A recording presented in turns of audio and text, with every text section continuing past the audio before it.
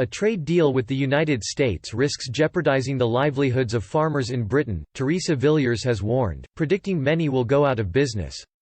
The former Environment Secretary said she was worried about how a post-Brexit deal with the Americans would impact rural communities across the UK. She said any negative impact on farmers would have a ripple effect on the rural economy and the Union because of the significance of livestock farming in Northern Ireland, Scotland and Wales. Ms Villiers lost her spot in Boris Johnson's cabinet to George Eustace in February's reshuffle. Mr Eustace is thought to have clashed with Trade Secretary Liz Truss over the terms of a UK-US deal. Ms Villiers told the Daily Telegraph she had great fears about unfettered competition between domestic farmers and US imports. And she voiced concern over the situation British farmers would find themselves in trying to compete with cheap meat imports. A number of fears have been raised since President Donald Trump said he wanted a big trade deal with the UK after it had left the European Union. Critics have pointed to lower food standards stateside, including chlorine washing of chicken.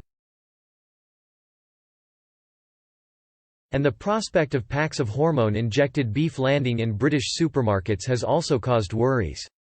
Opposition MPs have called on the government to enshrine guarantees into the agricultural bill. They want food standards to be safeguarded in any deal signed between Washington and London. Tory MPs have also backed their call for reassurances for farmers.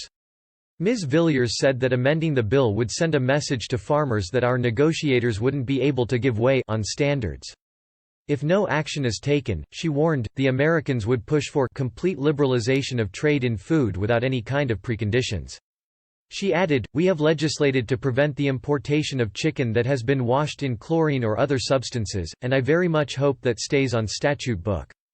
But I would imagine there will be significant pressure from the US to lift that restriction because they have had a long-standing dispute with the EU as to justification of that as a restriction."